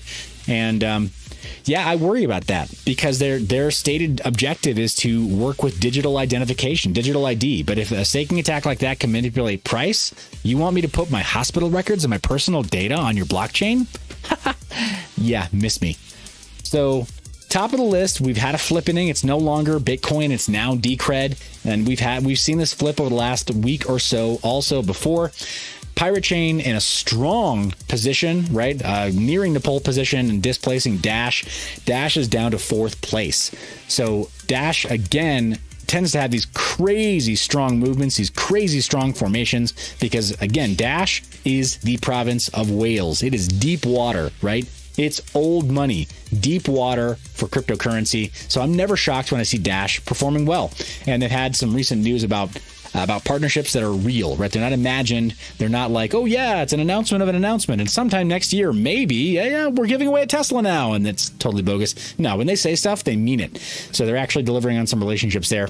That's pretty awesome. Litecoin kind of like looking like a boiled potato right there in the middle of the pack. It's like, yeah, sure. It does what you need it to do. If you put it in your mouth and you chew it up, it makes a turd 2 days later. But that's Litecoin. Boiled potato. Enjoy. Yep. No ketchup, no salt. All right, going from ASICs down to FPGAs. We've got Nimic at the top of the list, but it's still down pretty bad. Overall, 24 hours were up by $109, but down by 45% since we put in these paper trades. Not good, or these paper purchases. Not good at all. Cadena is down almost 50% and just hemorrhaging, right? Down bad. Down 3.6% for the week. Handshake also kind of down bad, but it's not the worst it's ever been. I think this is largely a reaction to Bitcoin's price, and it seems to also be moving in an interesting upward channel there as well. Very much pumping in the last hour, probably last 3 hours. But yeah, looking okay right there. 0x Bitcoin, Teller, and Digibyte also with some weird formations are not really respecting any correlation to Bitcoin other than for Teller. That looks a little bit closer to Bitcoin's chart. So very, very interesting looking charts right now. Guys, let me take a look at our comment section, see where we're at, and see what we need to catch up on. Simon mentioned that he bought about 130 terabytes of hard drives plus monster commercial Intel NVMEs and a 16-core Ryzen 9 back in April-May to attack Chia. But after watching your first vid, I sold all of those hard drives. Honestly, I am so glad that he acted on that. I'm so glad, because there were so many people who were like, nah, you're crazy. I got some payouts. It's going to be fine. And they got wrecked. They didn't get any more rewards. Like the vast majority. There were some who did, but so many people just got wrecked, right? And it was like, oh, well, bought all these hard drives. What am I going to do with them? I don't know. Because the market was illiquid, because it was overpriced. So people didn't want to buy used hard drives overpriced. It was bad. Anyway. But those are our portfolios. Let's take a look really quickly at the chart right here. Our chopsticks are actually making a little bit of sense, just a little bit. Why? Because we've got a little bit of a correlation to our 50-day moving average. So we're finally at that point where that ascending triangle, right, with our chopsticks on it, right, and the noodles of our 50-day and our 200-day moving averages, they're starting to converge just a little bit right there, but they're converging on the 50-day, right, not on the 200-day yet. A little bit smoother on that 200-day.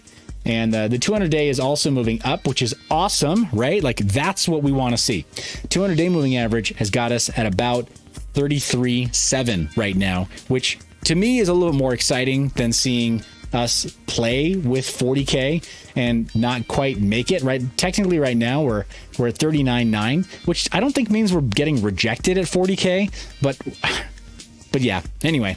Let me get some comments here, guys. What do you think about the Bitcoin chart right now, and specifically the 200-day moving average? Seeing the 200-day EMA start to like pop back up again, like that's not a Tony Hawk like kicker board right there, kicker ramp right there, like the 50-day was, but it is some upward motion. Gallo says, Seth, quick one. What are FPGAs and are they worth getting into? Great question. So let me jump back to this portfolio, and I've got it named FPGA. We added this side of the portfolio a few days ago. GPUs, you know. Hard drives, self-explanatory. CPUs, it's the brain of your computer. ASICs, specialized hardware for mining, right? So what is an FPGA? And that's the right question. Thanks for asking. An FPGA, to make it very simple, it's an acronym like all the other ones, but it stands for Field Programmable Gate Array. It's a fancy term for a piece of hardware that is a little bit more advanced than a CPU or a GPU, but requires a bit more hand-holding and requires a more intensely developed software environment to run. If I just handed you an FPGA that you were to plug into your system in some way, you could do that, but without the right software, it wouldn't even be acknowledged by your computer at all. Your computer would not know how to see that FPGA. It's not like a GPU where there are kind of like basic drivers for it that Windows or that Mac OS or that Linux would be able to see. It requires custom drivers, and then even before you can mine on it with drivers, it requires something called a bit stream. And bit streams are they're a piece of, we call it middleware, or I'll call it middleware, that tells that FPGA what it's supposed to be. Otherwise, it just says like, okay, well, I don't know anything. It has no inherent logic to it. The bitstream assigns it some kind of a described pathway for how all of the operations are going to run on that silicon, and that enables the mining software after the fact to then run certain calculations, right? Run certain hashes, right? Certain hashing algorithms. It's only possible with a bitstream first. The bitstream enables those hashing algorithms to run on an FPGA. It's a bit more high-end. They tend to be much higher cost than GPUs, or they did. In the current market, they cost about the same as GPUs, but they're far more advanced and far more high performance for certain kinds of hashing algorithms and for certain kinds of applications. For content creation, for example, FPGAs are great at transcoding video. They're really, really good. They're better than GPUs in a lot of ways at transcoding video and in doing other things to video. But yeah, FPGAs are a little more flexible than ASICs, but a lot more finicky than GPUs, we'll say. Somewhere in between. I hope that answers your question. But jump out of that, back into our chart. Just say our chopsticks, again, I think are being validated just a little bit. They're not quite at the in-between point, but I still think that 38.4, I think we were not in a bad place there. If we do see that this total lack of volume, again, we're on a 2-hour chart. If this total lack of volume, since we've kind of started playing at the $40,000 range, if it continues, Handyman asks, FPGA like a programmable ASIC, right, I guess? Yeah, that's about right. It's almost like a programmable ASIC. So if there's this lack of volume coming in still, because we saw quite a bit pushing up towards 40K, and then not as much. Guys, again, I'm not a technical analyst. I'm not a technician here, so I'm not going to pretend to know how to read this move, but the volume alone for me says we're maybe not there. Maybe this is not the push. There's some people who are saying like, yeah, we're going to see another short squeeze. We're going to see it like skyrocket up from here. I'm not going to name names, but you know, there are people who said this. I don't think that's the case. But again, like, I'm not a technician and I'm not giving you advice. I'm just looking at this and thinking like, I want to temper my expectations. The fact that we're at 40K right now, that we've been crossing over 40K, means that the market is still testing it to see if we can break out and above it. And then once we break out and above it, likely then there's a new channel that it can perform in. But if not, we're going to see rejection, and then we're going to see something a little more calm. Again, like our ascending triangle here, or our chopsticks, like they told us, somewhere around like 38 or below. Clearly, splitting the difference between our 50 and our 200 EMA, it's somewhere closer to like 36, right? But again, this is like table napkin drawings, right? Like I'm literally, you guys see me, I'm literally drawing with crayon on these charts.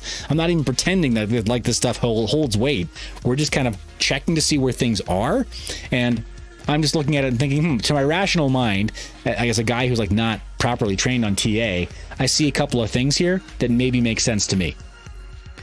Gallo's saying $2,500 ETH by Valentine's Day. Yeah, right.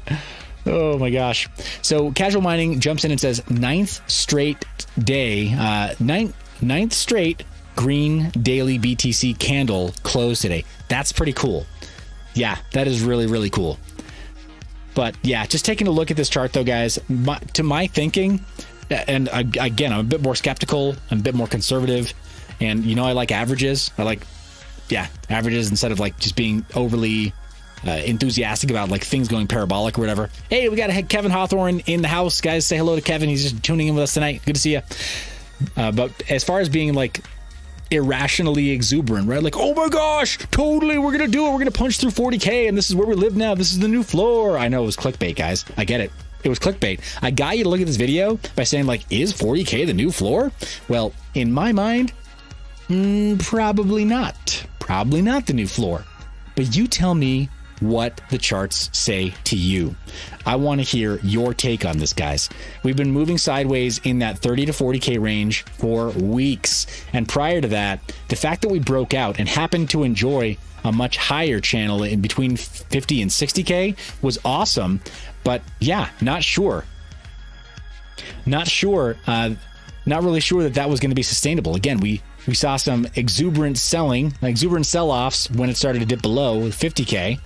And then we've been living back in that channel that we started at over here for a while, which is still amazing, right, guys? A few years ago, if you got into Bitcoin at $19,000 sometime in December of 2017, and you now see that we're living somewhere between 30 and 40K, you should be ecstatic. This is amazing. The fact that we have not broken down and sustained as the new bottom support anything below 30K for weeks, that's awesome. So I'm just kind of like counting my blessings here as I try to figure out what maybe are the chances of something big happening next. But to see both of the averages moving up, awesome, right? Awesome. Mocha is saying we need to get to 42K and sustain. I think that's probably right. I want to say Crypto Wendio also, that she tweeted that, and she also has done a little bit of charting today with that in mind, and mentioning the $42,000 as a support as a key level, or crossing it and saying there as support as being a key level, $42,000.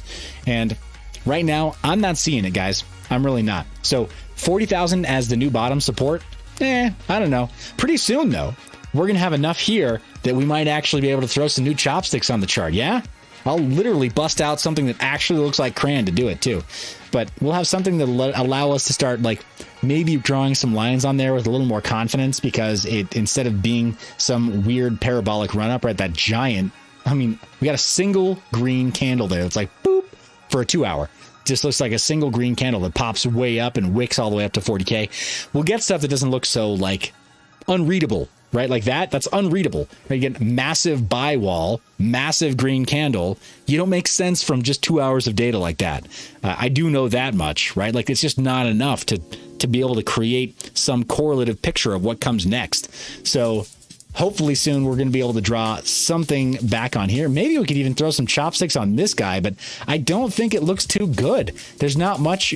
Yeah, there's not much there that I think we can really latch onto to make any kind of a triangle. If anything, it might be descending from that point because of these tops, the tops of these wicks, and maybe even just draws right back down pretty close to where this ascending set of chopsticks was going towards, right? So anyway, I gotta love this. You guys love my non-technical, non-advice? It's beautiful, isn't it? It's a thing of friggin' beauty.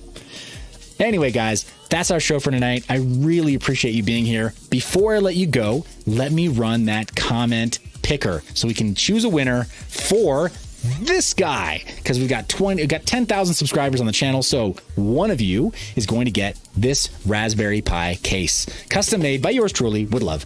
So let me pick up my tools really fast. Got to go over to my custom comment picker. I've got a custom comment picker that is what? Come on. Oh, it's got me logged out. All right. So in the meantime, throw that right there. Watch for those comments coming in.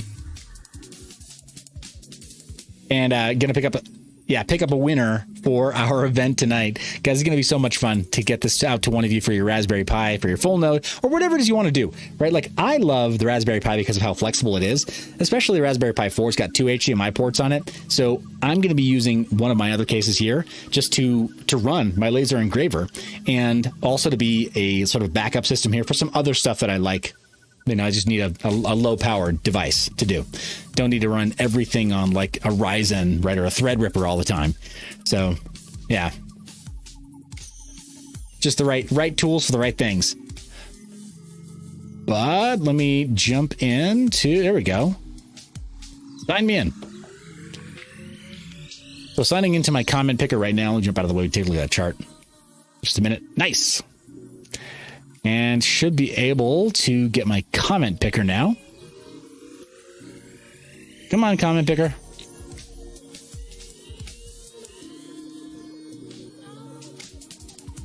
Huh.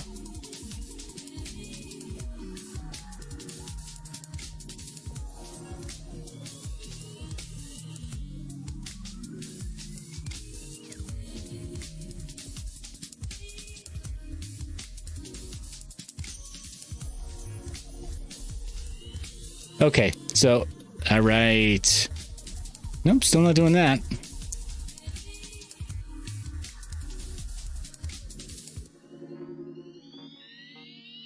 Nope, not there.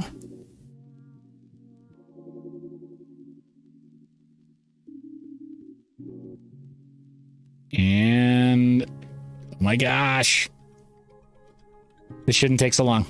Sorry, guys.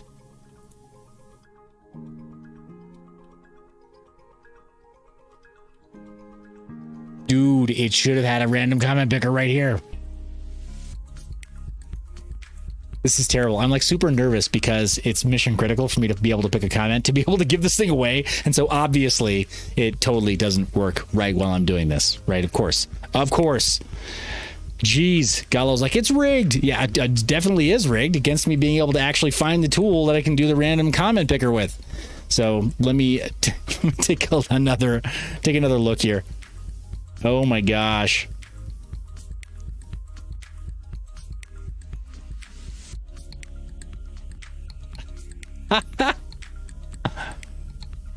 Dig Deep Miner saying, where do we leave comments? It was on last night's video, guys. You needed to be here last night in order to qualify. So I'm going to just take a look at my at my back office tools. So my YouTube studio tools, and I will select something at random from that. Yeah, from that event. And I'm going to I'll show it. I'll keep it in the open so you guys can see it. And we are, dang, that's so cool. Not only do we break 10,000 subscribers, guys, we punched all the way through to over 10,300 subscribers. Like, we're nearing 400 above 10,000. It's awesome. So awesome, guys. Really, it's like, it's humbling. I did not expect that. And it really means a lot. It really means a lot. You guys are here and we're hanging out together talking about this stuff. It's amazing.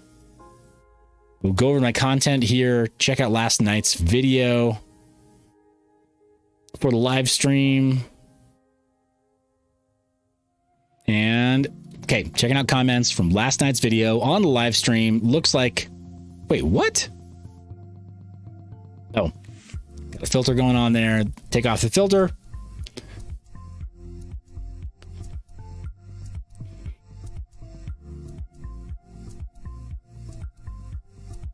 Okay.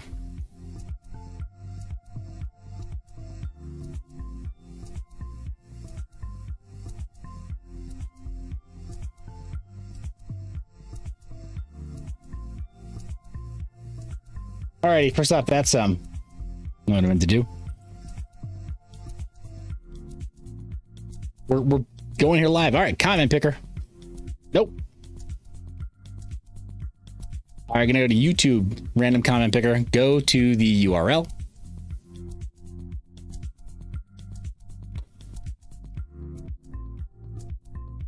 So you guys can see there's nothing rigged. Handyman, you're fired. Yeah, dude, right? Seriously, somebody tell my boss. I need a raise too before I'm fired. Filter duplicate users. Hide replies to comments. And we don't need a specific text. That wasn't why we did it. And nope. Exclude blacklist users. Yes. You know what? Actually, we are going to blacklist one user. What was their name? Right. mineyourbiz. Okay. Yeah, he's out. Get that guy out of here. Okay, cool. All right, guys. Now we're ready for the drum roll. You ready? Casual mining? Guys, drum roll in the comment section. Do it. Get the drum emojis. Do it. Drum roll. Remember, get to cross your hands, right? Works better when you cross your hands. All right. Here we go. Actually, it's just getting them. What a ripoff. Oh my gosh.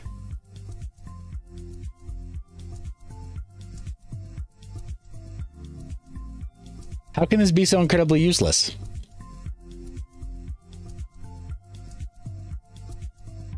Oh my gosh.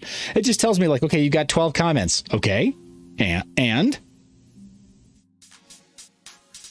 Good grief. That was so anticlimactic. It did nothing.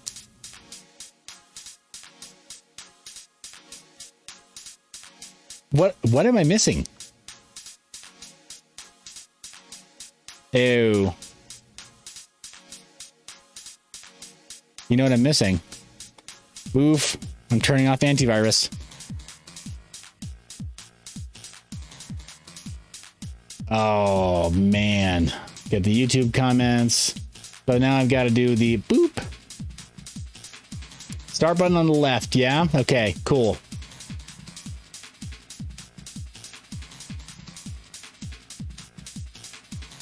Yeah, dude, it's true. I legit do need my glasses. They are not on.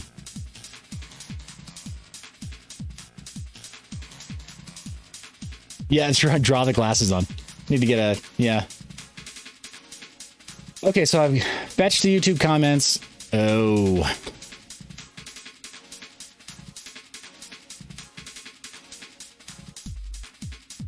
Copy link. Double check to make sure it's actually there. Got the YouTube comments, so it's definitely fetched those. And nope, that's an ad right there, guys. That's definitely an ad. Does it have to be? Oh my gosh. Yep, that's a file converter ad. Start raffle. There it is. Okay, thank you. It's Mark Allen. Dude, good grief. I know, guys, seriously, thank you. I would say I'm going to start wearing my glasses during the show, but I'm not going to do it. You know I'm not going to do it. Now I know how the tool works. All right, so we got Mark Allen, who is winning. He says, great live, but I was a bit late. Don't recall seeing, BitTorrent. You think that'd be a good ad? Cool. All right, guys. So it's Mark Allen. Now, Mark Allen, if you're not here tonight, that's fine. Go ahead and we'll let you know, give you a shout out. And in the comments of this video, just let you know that you won. And then we'll get that arranged to be shipped out to you as soon as we get it cut, right? Laser cut. Custom Raspberry Pi case for Mark Allen. Guys, thank you so much for being here. This really is the end of the show. Thank you so much for hitting that thumbs up. Thank you for being subscribed, sharing the video. Again, there's a strong percentage of people on the viewers list or who actually watch these videos who aren't subscribed. So if that describes you who's watching, go ahead and hit thumbs up. And also, why not subscribe? It's free, right? It's totally free. Costs you nothing and helps us have more fun. Really appreciate you being here, guys. Love your face. Remember to stay private and mind your biz.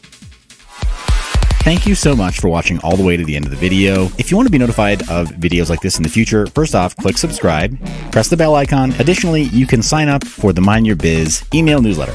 That'll give you exclusive access to certain freebies, notifications for deals within the cryptocurrency mining space, as well as some of our flash sales for merchandise, which you can buy with cryptocurrency. That's right. It's the only cryptocurrency merch that you can buy with cryptocurrency. We practice what we preach. As always, thank you so much for watching. You're the reason I make this media. I love your face, and I will see you in the next one.